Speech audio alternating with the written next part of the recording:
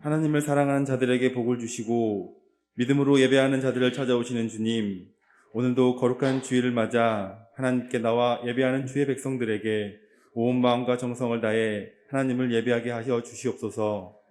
저희는 여전히 썩어져가는 세상의 방식을 따라 살아 말씀을 고백하오니 저희를 용서하시고 주님 앞에 우리의 힘으로 설 수 없는 저희를 긍휼히 여겨 주시옵소서. 내 아버지와 어머니를 공경하라. 이것은 약속이 있는 첫 계명이니 이로써 내가 잘되고 땅에서 장수하리라 말씀하신 하나님, 올 가정의 달을 맞이해 모든 믿음의 가정들이 회복되어지기를 원합니다. 예배가 회복되게 하시고 말씀이 회복되게 하시어 세대 간의 갈등이 사라지고 시대적 상황 논리에 빠져 이기주의를 따르는 이들이 없게 하여 주시옵소서. 하나님께서 허락하신 가정들이 사랑으로 하나가 되게 하시고 믿음으로 세워지게 하여 주시옵소서. 자녀들은 믿음 안에서 키우게 하시고 자녀들은 부모를 공경함으로 하나님의 뜻을 이루어가는 동서울 성령교회의 모든 가정들이 되게 하여 주시옵소서. 그리스도의 가정은 진리 안에서 든든하며 사랑으로 하나 되어 그 어떤 역경과 폭풍 속에서도 능히 이기게 하심을 믿습니다. 공의의 하나님, 우리나라를 불쌍히 여겨 주시옵소서. 취임을 앞둔 대통령, 퇴임을 앞두는 대통령과 모든 위정자들이 하나님을 섬기게 하시고 자신의 자리에서 최선을 다하는 하나님의 백성들이 되기를 소망하오니 주님, 그들의 마음을 붙잡아 주시옵소서. 위정자들은 섬김의 자세를 갖게 하시고 백성들은 거짓이 아닌 정직과 공의로 주어진 사명을 감당하기를 원합니다. 그리하여 저희 나라가 하나님을 섬기는 백성의 본을 보이게 하시고 모든 열방과 나라들에게 하나님이 일하시며 축복받는 나라가 되게 하여 주시옵소서. 제 밖에 드러날 것이 없는 삶 가운데 말씀을 통하여 삶의 방향을 인도하시는 하나님, 이 시간 하나님 말씀을 들고 단위에 서신 목사님께 모세의 권능의 지팡이를 들려주시어 선포되어오는 말씀 위에 역사하여 주시옵소서. 사랑하는 담임 목사님의 목회 사역 가운데서도 함께 하시어 어려운 시기에 다시금 하나님 말씀을 들고 나아가십니다. 말씀이 선포되어진 교회마다 하나님의 말씀이 회복되어지는 축복의 통로가 되게 하여 주시옵소서. 영육 간의 강건함으로 지치지 않게 하시고 성령님의 권능의 말씀이 선포되어질 때 무너져 쓰러져가는 영혼을 깨우시는 말씀이 되게 하여 주시옵소서. 이 시간 선포되어진 말씀 위에 기름 부어 주시사 말씀의 능력 있게 하여 주셔서 고통 중에 있는 자가 위로함을 받게 하시고 병든 자가 치료함을 받게 하시고 낙심하는 자가 구원의 감격이 회복되어지는 놀라운 축복의 말씀이 선포되게 하여 주시옵소서. 육신의 연약함이 믿음의 태보가 아닌 확신에 이르게 하여 주시옵소서. 나이가 들수록 이 땅의 삶은 척박해질 수 있으나 살아계신 하나님을 신뢰함으로 하나님을 더욱 신뢰하는 삶이 될 수 있도록 은혜를 더하여 주시옵소서. 성가대의 찬양을 받으시고 찬양의 내용처럼 우리가 우리 부모를 섬기며 주의 은혜 가운데 천국을 이루어가는 교회가 되게 하여 주시옵소서. 이 모든 말씀 우리 주 예수 그리스도의 이름으로 기도드렸습니다.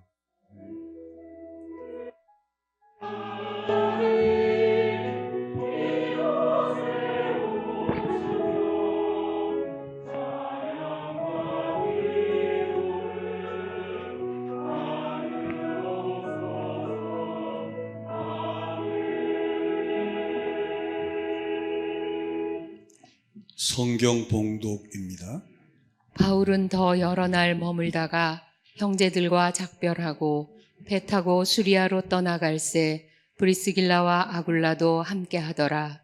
바울이 일찍이 서원이 있었으므로 갱그레아에서 머리를 깎았더라.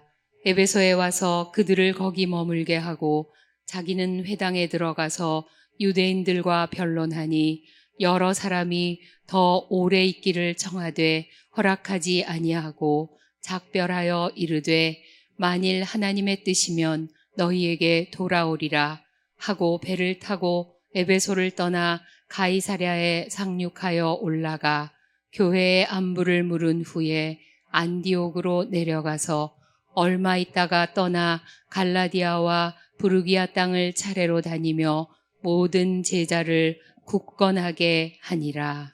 아멘. 사도행전 강의 57번째 설교는 하나님의 뜻이라면 이란 내용으로 말씀을 대언하겠습니다. 저희가 어렸을 때 이런 설교를 많이 들었습니다. 1월 1일은 신년주일, 5월 5일은 어린이주일, 5월 8일은 어버이주일, 6.25는 6.25 주일, 8.15는 8.15 주일. 그래서 저는 어릴 때 좀 궁금했어요. 왜 교회에서는 세상 절기를 지키지? 그래서 이렇게 하다 보면 1년 52주가 다 세상의 그 절기를 맞추어서 설교를 하게 되는 그런 결과가 나오지 않겠어요? 그래서 어릴 때 궁금했어요. 나중에 이제 성경을 보니까 우리나라에 처음에 들어온 선교사님들이 어떤 분들이냐면 강해 설교를 하는 분들이 아니고 좀 주제별, 좀 풍유적, 알레고리칼한 그런 그러니까 성경 말씀을 다른 거와 비유를 해서 맞춰가는 그런 분들이 선교사로 들어왔어요. 그리고 또 근본주의라고 그래서 말씀을 글자 그대로 해석하는, 또 글자 그대로 해석해서 조금 벗어나면 큰 범죄나 저지른 것처럼 그러한 선교사님들이 처음에 들어와서 한국 교회를 가르쳤어요. 그러다 보니까 8.15면 8.15, 또 6.25면 6.25, 제헌절이면 제헌절 다 지키는 거예요. 그러다가 한 30년 전부터 우리나라에 이제 강해 설교가 들어왔어요. 여러분 남서울 교회에서 데니스 레인 목사님이라는 분이 들어왔어요.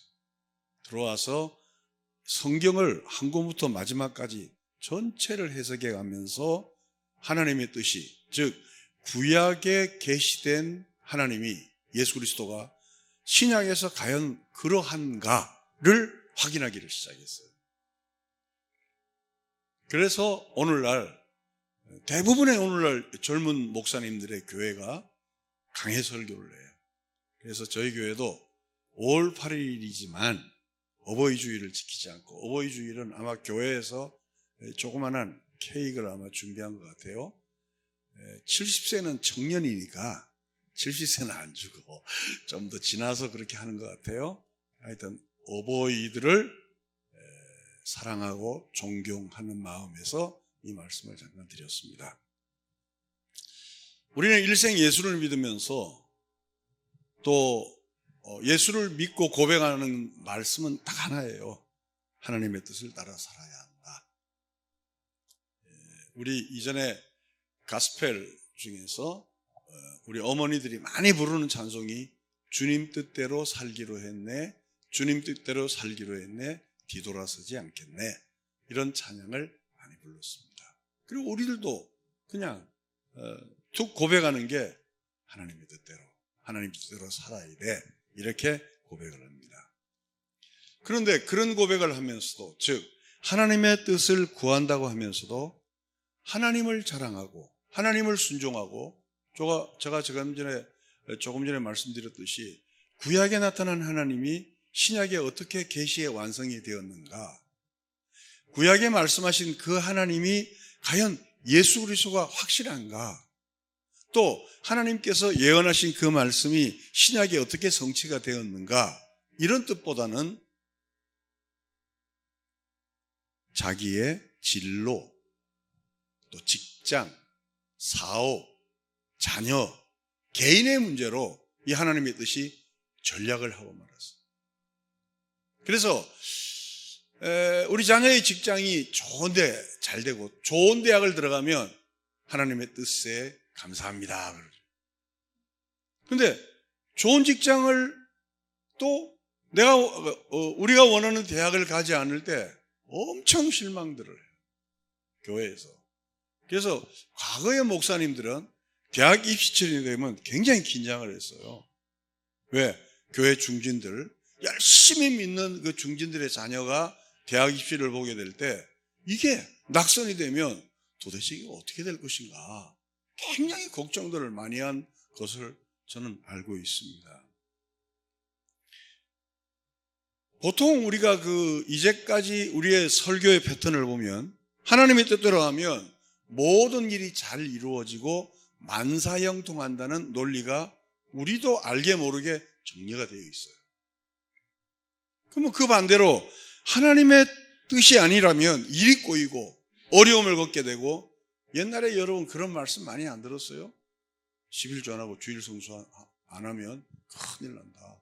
주의종 잘못 대적하면 사업이 망하고 쫄딱 망한다.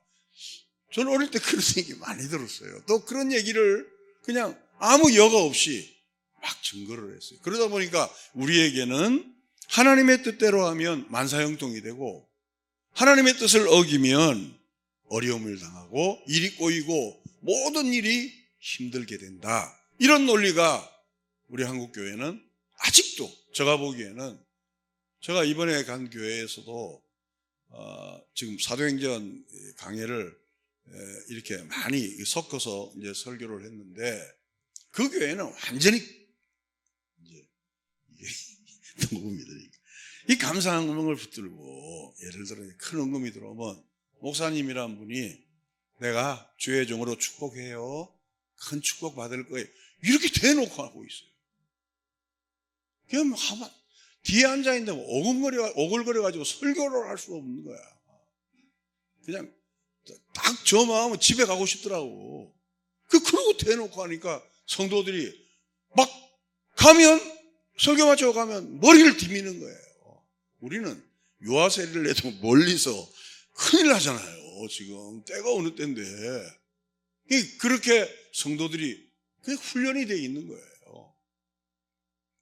그러니까 딱 두 가지로 우리는 지금 한국교회가 정리가 되어 있어요. 하나는 주의 종에게 잘하면, 주님의 뜻대로 살면 만사형통이 하고, 주의 종에게 대적하고, 또 주님 뜻대로 살지 않으면 모든 일이 꼬이고 사업도 실패하고 잘 안 된다. 이게 우리 안에는 깊이 들어가 있어요. 오늘 본문의 내용도 바울은 하나님의 뜻대로 증거했잖아요. 사실은 아시아로 가고 싶었지만 하나님께서, 성령께서 막으셔서 유럽으로 가서 복음을 마게도느로 왔잖아요.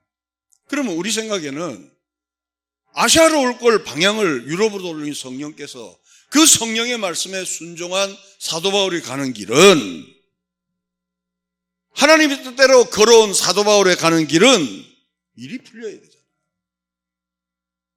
그렇잖아요. 바울은 아시아로 가기 원했다고요. 근데 하나님의 성령이 막으시고 유럽으로 가라니까 바울은 유럽으로 갔어요. 우리 논리라면 다 풀려나가야 되잖아요. 가는 곳마다 사람이 있고, 가는 곳마다 물질이 있고, 가는 곳마다 막 사람들이 막 차고 넘쳐서 막 부흥의 역사가 나고 기적이 나야 되잖아요. 근데 안 그렇더라는 거예요. 가는 곳마다 일이 잘 풀리기는커녕 대적들이 나고, 심지어 어느 성에서는 돌에 맞아 죽었다고 사람의 시체를 가마떼기에 돌돌돌 말아서 성 밖으로 버리는 거예요. 그 버리는 그 안에 누가 있었냐면 사울이 있는 거예요. 그러니까 우리의 입장에서 이거를 볼 때는 도대체 어떻게 정리를 해야 되는가 하는 거예요. 근데 문제는 그러한 소용돌이 속에서도, 그 핍박 속에서도 하나님은 자기의 백성을 빈틈없이 찾아내시더라는 거예요. 그게 지난주의 말씀이에요. 무슨 얘기냐면 바울의 열심이 하나님의 백성을 찾아낸 것이 아니고, 그 누구의 헌신이 하나님의 백성을 찾아낸 것이 아니라, 하나님은 우리 인간이 어떠한 처지에 있든 상관없이 하나님의 일은 묵묵히 해 나가시더라는 거예요. 난 그 말씀이 더 무서운 거예요. 그러니까 자 보세요. 하나님의 일은 묵묵히 해 나가시는데 우리가 잘하든 못하든 그분의 일은 그분 방법대로 걸어가시는 거예요. 그러니까 우리는 그 하나님의 일에 동조하며 믿음으로 걸어가며, 그 하나님의 일에 합당한 일을 할 때 이걸 형통이라 그러지, 하나님의 일은 전혀 상관이 없고 내 개인 일신상의 문제로 축복을 받았다 안 받았다, 형통하다 안 하다 하면 그건 기독교가 아니에요. 그런 걸 뭐라 하냐면 종교라 그래요. 종교. 이해가시면 하면 그걸 종교라 그래요. 그러니까 기독교와 종교는 어떻게 보면 종이 아니야. 근데 종교의 문제는 뭐냐면 맨 마지막에 자기 자랑이 있어. 종교는. 왜? 종교는 딴 사람이 안 하는 거 자기가 했잖아요. 딴 사람이 헌신하지 않은 거 자기가 헌신했잖아요. 딴 사람이 노력하지 않은 거 자기는 노력했으니까 내가 이렇게 된 것은 하나님의 뜻대로 살기 위해서 내가 몸부림치고 만사형통의 축복을 받았다. 자기 자랑이 있는 거죠. 근데 기독교는 하나님의 은혜로 했기 때문에 내가 잘하든 못하든 주님은 주님의 일을 하시는 거예요. 예를 들어 바울이 아시아로 가는 거 유럽으로 가서 하나님의 뜻대로 했지만 가는 곳마다 일이 꼬이고 가는 곳마다 두들겨 맞고 가는 곳마다 대적을 당했잖아요. 그러나 그런 가운데서도 하나님은 당신의 일을 꿋꿋이 해 나가시다라는 거예요. 오늘 저는 이 내용에 대해서 같이 생각하기를 원합니다. 세상에서의 형통은 이거 하나예요. 나의 일과 나의 뜻이 잘 이루어지는 거예요. 보통 기도를 해도 사람들은 하나님의 뜻, 그의 나라가 이 땅에 이루어지고 이런 거 별 관심 없어요. 그냥 나의 일이, 나의 형편이 잘 이루어지기만을 원하죠. 또 그것이 그렇게 기도해서 그것을 얻어내는 것을 기도 응답이라고 그럽니다. 그러나 성경에서는 나의 형통과 나의 잘됨과 관계없이 하나님의 뜻이 이루어지는 그 자체를 형통이라고 해요. 그래서 혹시 우리가 이제껏 좋은 생각들을 가지고 많은 일들을 하셨지만 이 형통에 대해서 혹 세상적인 관점에서 형통으로 생각했다면 이것을 하나님의 관점에서 형통임을 알아. 나와 관계없이 내 형편과 관계없이 하나님의 뜻이 잘 이루어져 나가는 것을 형통이라고 생각하면서 이 말씀으로 들어오게 되기를 주님의 이름으로 축원합니다. 그러면 하나님의 뜻대로 순종하는데 왜 고난을 당하느냐? 우리는 그런 점에 의문을 가져야 될 거 아니에요. 하나님의 뜻대로 나는 살려고 노력했고 또 순종을 했는데 왜 고난을 당하는가? 첫째, 이 세상은 하나님의 뜻이 이루어지는 걸 기뻐하지 않습니다. 이 세상은 하나님의 뜻이 이루어지는 걸 즐거워하지 않습니다. 즉 우리 예수님도 이 땅에 오셔서 온 인류의 죄를 그 십자가에 걸머지시기 전에 여러분 기도를 기억하시잖아요. 하나님, 할 수만 있으면 이 잔을 내게서 벗어나게 해달라. 얼마나 죄의 무게가 무거웠으면 얼마나 십자가의 그 형틀이 정말 끔찍했으면 하나님의 뜻보다는 할 수만 있으면 이 잔을 내게서 벗어나게 해달라는 기도를 주님이 하신 거죠. 우리는 기억하셔야 됩니다. 우리가 하나님의 뜻대로 살려고 작정하면 반드시 따라오는 것이 있는데 핍박입니다. 왜? 이 세상에 걸어가는 길과 하나님 나라가 원하는 길은 다르기 때문에. 쉽게 말해서 이 세상은 힘의 논리잖아요. 그렇죠? 이번에 이제 가시는 대통령과 오는 대통령 사이에 일어나는 초안 모습을 아마 우리나라 역사상 처음 볼 거예요. 와, 정말 보기 싫더라고. 그게 뭔지 알아요? 힘이에요, 힘. 어떤 자는 힘을 베끼기 싫고 어떤 자는 이제 힘을 주려고 그러고 그 안에서 충돌이 일어나는 거죠. 이 세상은 힘의 논리예요. 힘이 없으면 지는 거죠. 그런데 기독교는 힘의 논리가 아니에요. 기독교는 종의 논리예요. 오른밤을 치면 왼밤 되는 거예요. 오리를 가자는데 심리를 가는 거예요. 속옷을 달라는 자에게 겉옷 여러분, 이게 어떻게 인간 논리로 그게 가능합니까, 이게? 그게 인간의 결심으로 그게 그래서 우리는 기도하는 거예요. 우리 힘으로는 안 되니까. 아멘? 어떻게 그게 어떻게 가능합니까? 난 지금도 일생을 목회 생활을 해도 난 내 힘으로는 불가능해요, 그거. 척 알아서 딱 때리면 그건 또라이죠, 그거는. 근데 그것이 가능하기 위해서는 하나님, 우리는 할 수 없습니다. 도와달라는 거죠. 그래서 기독교인들이 기도하는 거죠. 이 세상은 그런 일들이 애들 말 맞다나 천지백갈이에요. 다 천지백갈. 아마 대통령 취임식을 앞두고 대통령 이런 자는 절망을 느낄 거예요, 지금. 왜? 이 세상이니까. 힘이 다 아닙니까? 근데 기독교는 주님이 십자가에 지시면서 여러분 그 말씀을 기억하시죠? 다 이루었다. 십자가상의 그 가상칠언에 대해서 맨 마지막에 주님께서 다 이루었다는 그 말씀은 기독교의 방향성이에요. 십자가에서. 어떻게 십자가에서 죽는데 다 이룹니까? 그렇잖아요. 거기에 당신의 욕구가 이루어졌습니까? 당신의 필요가 이루어졌습니까? 당신의 생활이 이루어졌습니까? 몸은 나신이고, 손은 못자국이고, 머리는 가시관이고, 옆구리는 창자국이 찔리고, 발은 못자국이고, 몸에서 땀이 나고, 피가 절절 흘러나는데, 주님의 입에서 나오는 말씀은 다 이룬다.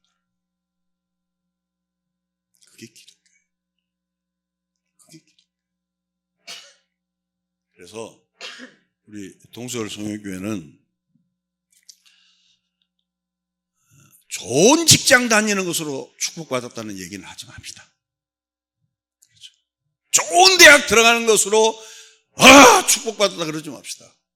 비록 저 지방의 어느 대학 다니더라도 하나님 뜻대로 사는 그 모습을 보고 저 집은 축복을 받았어. 이런 고백이 있는 교회가 되었으면 좋겠어요. 교회만큼은 그래야 되잖아요. 만약에 교회가 세상 질서가 들어온다고 생각해봐요. 교회가 힘의 논리가 들어와서 이 개척한 설립자 목사가 칼을 들고 막 휘두르고, 힘 있는 장로가 칼을 들고 휘두르고, 힘 있는 권사가 칼을 들고 휘두른다면 그게 무슨 교회입니까? 교회가 아니죠. 우리가 열심히 다하고 최선을 다하고 나서도 그냥 하나님께 영광을 돌리면 되는 거예요. 믿습니까? 저는 지난주에도 잠깐 말씀드렸나요? 그래서 우리 교회 장로님들을 제가 존경하는 게, 사실 장로님 되기가 쉽지 않잖아요. 온 교우들의 인정을 받아야 되는데, 만약에 그 사회적인 위치가 있는데 인정만 투표해서 떨어져 봐요. 얼마나 그거 정말 서로 참 민망한 거 아닙니까? 근데 70인데도 65세에 딱 내려놓는 거예요. 그렇다고 윤 장로님은 그러지 마십시오. 이제 교인이 없어. 윤 장로님 70까지 가셔야 돼요. 아멘도 안 하고 그냥 앉아 계시네. 아멘 안 하면 나 설교 안 해.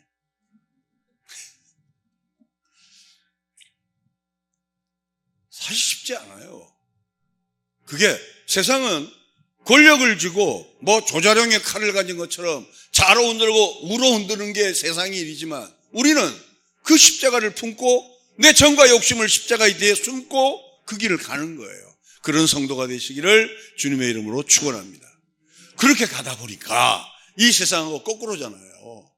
그러니까 바보가 되든지, 저 사람 뭐 저렇게 살아, 저 사람 희한하게 산다, 저 사람 저 등신 아니야? 이런 소리가 나와야 돼요. 이런 소리가. 근데 교회에서는 열심히 기도하고 뜨겁게 기도하고 나서 밖에 나가서 더 무섭게 10원 20원 따지고 막 상대방을 막 공격적으로 이기려고 그러면 그 사람은 그럴 거예요. 저 사람이 믿는 예수는 뭐야?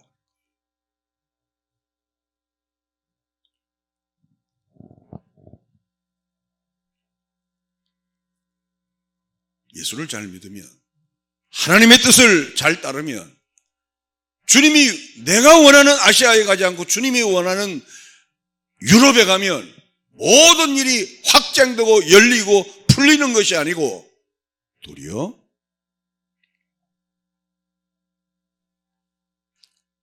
핍박이 온다. 그래서 신앙이란 외로운 길이에요. 여러분, 신앙생활은 외로운 길입니다.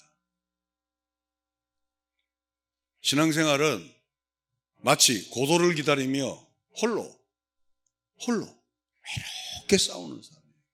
누가 잘 몰라요, 우리 마음을. 그리고 이 세상 사람들이 알아주지도 않아요. 그러나 그 길을 가는 거예요. 외로운 길. 때로는 교회 안에서 주님만을 바라보는 자에게 교회 안에서도 핍박이 와요. 그렇게 별스럽게 예수 믿냐고. 꼭 그렇게 별스럽게 예수 믿어야 되냐고. 그리고 그렇게 특별하게 열심히 일하는 사람들을 왕따를 시켜요. 그게 신앙생활이에요. 주님을 따르면, 주의 길을 가면, 하나님을 지극히 사랑하면 외로워져요. 그리고 고독해져요. 두 번째 생각해서 오늘 유아 세례가 있으니까 왜 그러신가? 왜 우리를 외롭게 만드는가? 주님만을 두 번째 의지하기 위함이라는 거죠.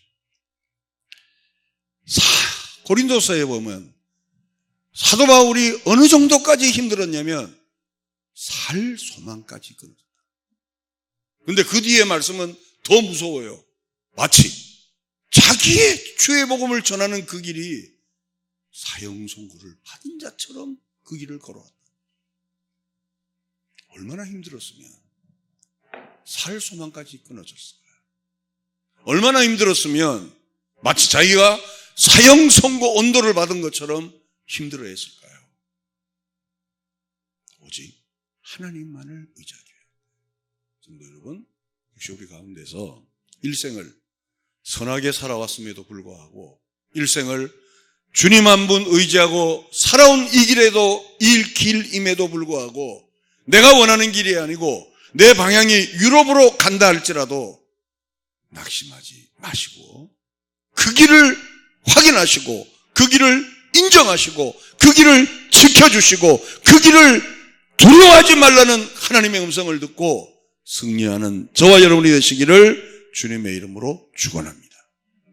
그러면 과연 성경도 그러한가를 확인해 보겠습니다. 사도행전 18장입니다. 밤에 주께서 환상 가운데 바울에게 말씀하시되 두려워하지 말며 침묵하지 말고 말하라.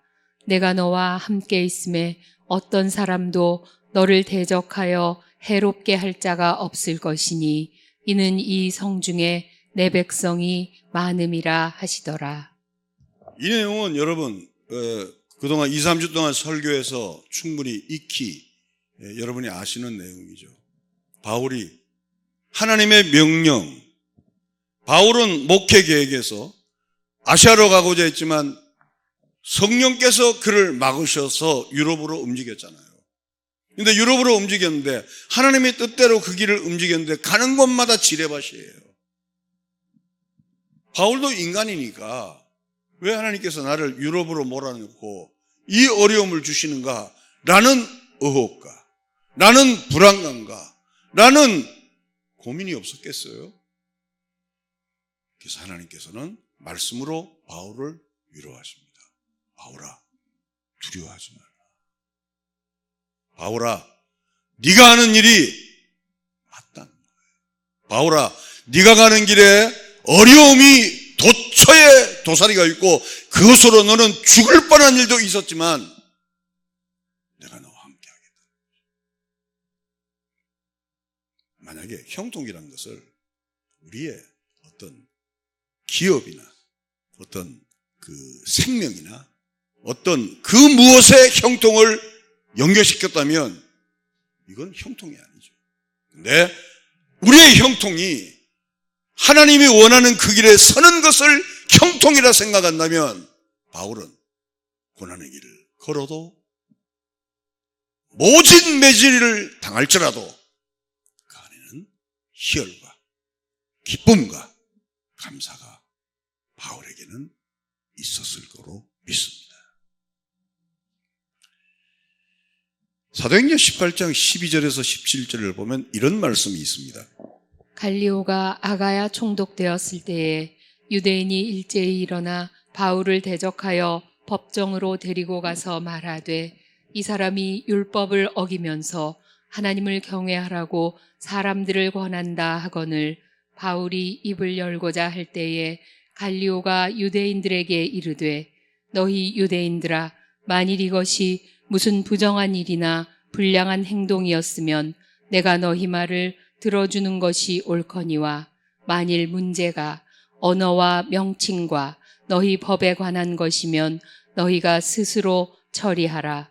나는 이러한 일에 재판장 되기를 원하지 아니하노라 하고 그들을 법정에서 쫓아내니 모든 사람이 회당장 소스데네를 잡아 법정 앞에서 때리되 갈리오가 이 일을 상관하지 아니하니라. 이 내용은 조금 전에 하나님께서 환상을 주신 내용이에요. 바울아 두려워하지 말라. 내가 너와 함께 하겠다고 매질을 또 당하는 거예요.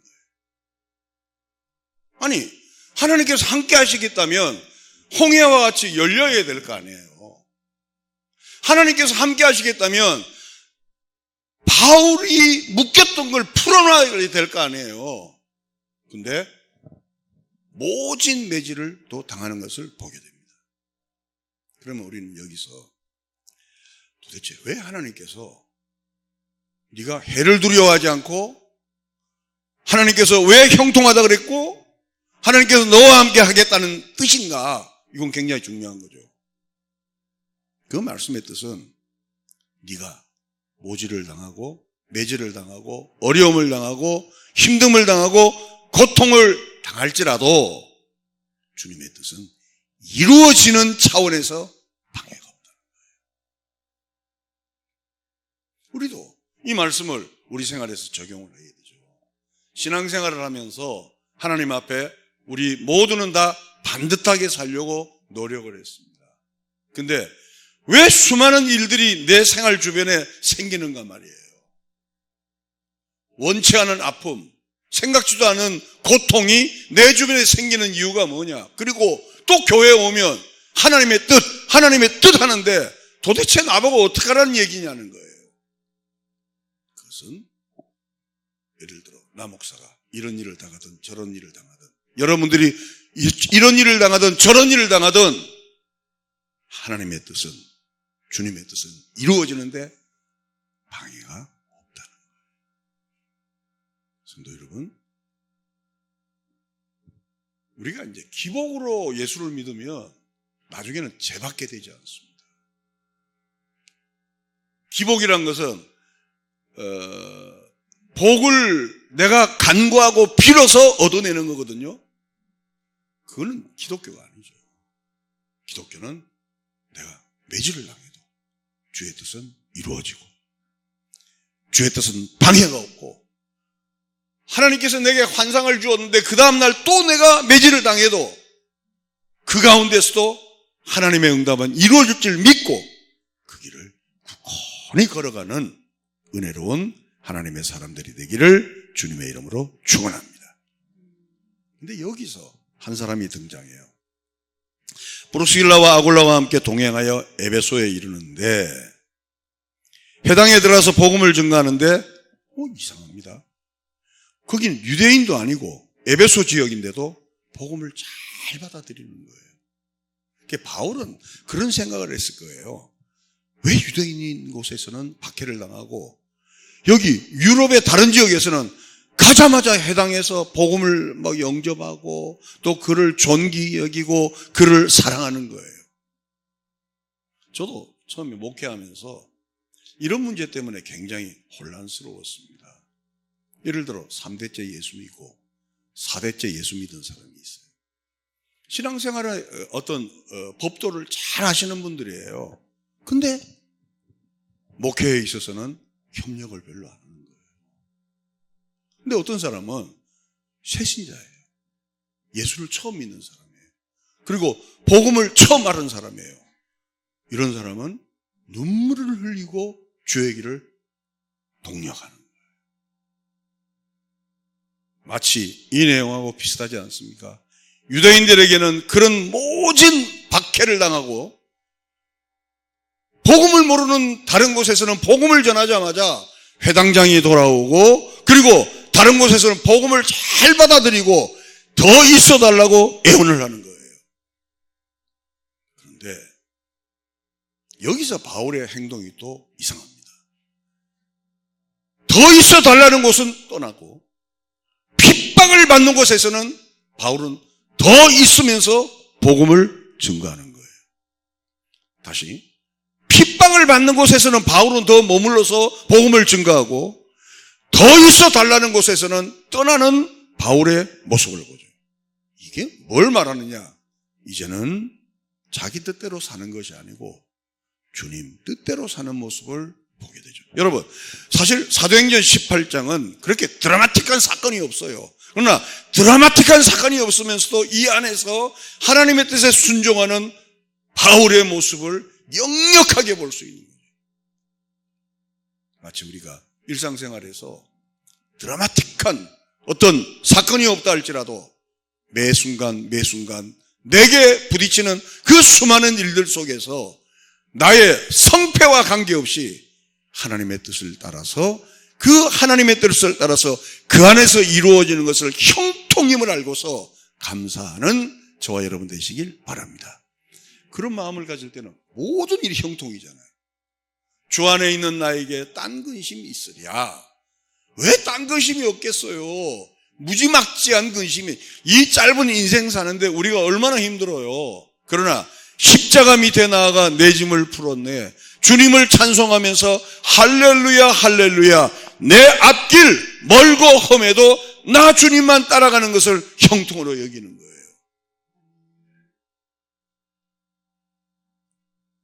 세 번째, 마지막입니다. 바울이 떠나 에베소 지역에 아볼로가 알렉산드리아에서 왔습니다. 알렉산드리아에서 온 아볼로는 학문도 많고 성경에도 능통하고 언변에도 능해요. 그러나 아볼로가 알 수 있는 것은 요한의 세례만 알 수 있는 거죠. 그때 브루스길라와 아굴라가, 여러분 참고로 브루스길라와 아굴라는 아볼로를 만났을 때 예수 믿은 지 2년밖에 안 됐어요. 근데 율법에 능통한 이 아볼로에게 복음을 증거하는 거예요. 예수 믿은 지 2년밖에 안 된 브루스길라와 아굴라가 구약의 해박한 아볼로에게 하나님의 도에 대해서 자세히 풀어주는 거예요. 십자가의 도는, 복음은 율법과 다른 거죠. 예를 들어 제가 지난주에도 말씀드렸지만 잘못하면 11조를 드리고 주일 성수를 하는 것도 우리가 복음적으로 드리는가 율법적으로 드리는가 굉장히 중요한 문제예요. 아볼로도 11조도 드리고 주일 성수도 했을 거예요. 그러나 이것을 아볼로는 율법적인 것으로 알았고 브루스길라와 아굴라는 복음적으로 가르친 거죠. 제가 지난주에 잠깐 말씀드렸죠. 주일은 금요일 저녁부터 토요일 저녁까지가 안식일이잖아요. 주일 성수예요. 근데 그건 율법이죠. 근데 그 율법이 십자가에서 완성됐잖아요. 이젠 모든 날이 주의 날이죠. 월요일도 주일, 금요일도 주일. 이 주일을 모아가지고 부활 후 첫날 오는 것을 온전한 주일 성수인 줄로 믿습니다. 11조도 마찬가지죠. 구약의 11조는 내가 수입한 거 열의 하나가 11조예요. 근데 율법이 완성됐잖아요. 이제는 모든 것이 주님의 것이에요. 거기서 모든 걸 드리는 마음으로 열의 하나를 드리는 거죠. 이것을 브루스길라와 아굴라가, 예수 믿은 지 2년밖에 안 된 브루스길라와 아굴라가 율법에 능통한 아볼로에게 복음을 가르친 거예요.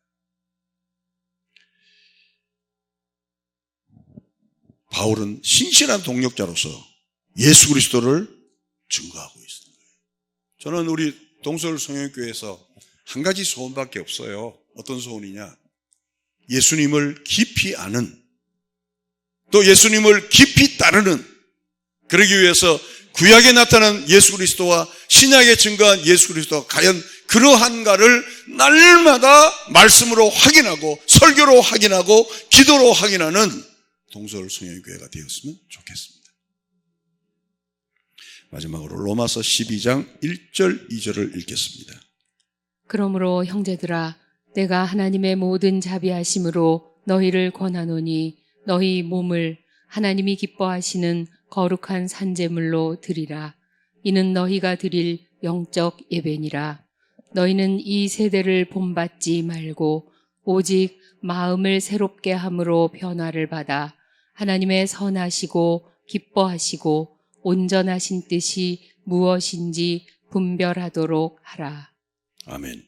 하나님의 뜻을 분별하기 위해서 애쓰는 여러분들이 되시기를 바랍니다. 이제는 기도해서 이것 받고 뭐 했더니 금식해서 이거 이루어지고 이런 얘기가 아니고 하나님의 선하시고 온전하시고 기뻐하시는 뜻이 무엇인가를 말씀으로 확인하고, 비록 내 소원은 이루어지지 않더라도 하나님의 뜻이 이루어지는 걸 기뻐하는 진정한 형통을 맛보는 은혜가 있게 되기를 바랍니다. 요한복음 6장 38절입니다. 예수님이 오신 목적. 내가 하늘에서 내려온 것은 내 뜻을 행하려 함이 아니요 나를 보내신 이의 뜻을 행하려 함이니라. 나를 보내신 이의 뜻은 내게 주신 자 중에 내가 하나도 잃어버리지 아니하고 마지막 날에 다시 살리는 이것이니라.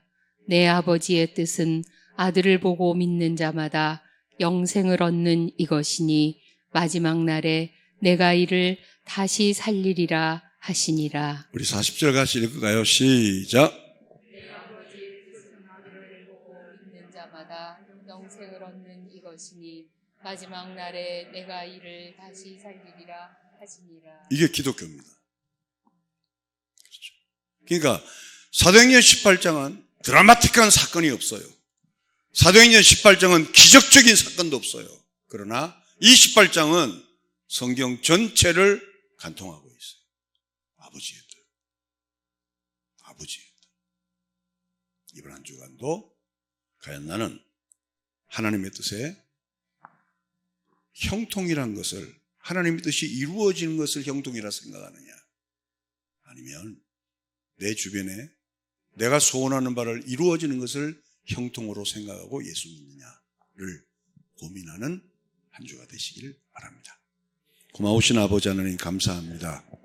주님의 뜻이 이루어지는데 많은 방해가 있더라도 하나님의 뜻은 기어코 이루어짐을 알고서 내 인생의 방향이 흥하든 쇠하든 승리하든 승리하지 않든 내 인생 속에서 나의 소원이 이루어지는 인생이 아니라 하나님의 뜻이 이루어지는 그 말씀 속에서 내 삶이 이루어지는 진정한 영생을 얻는 지상 최대의 선물인 천국을 소유하는 하나님의 백성들이 될 수 있도록 축복하여 주옵소서. 예수님의 이름으로 감사드리며 기도하옵나이다.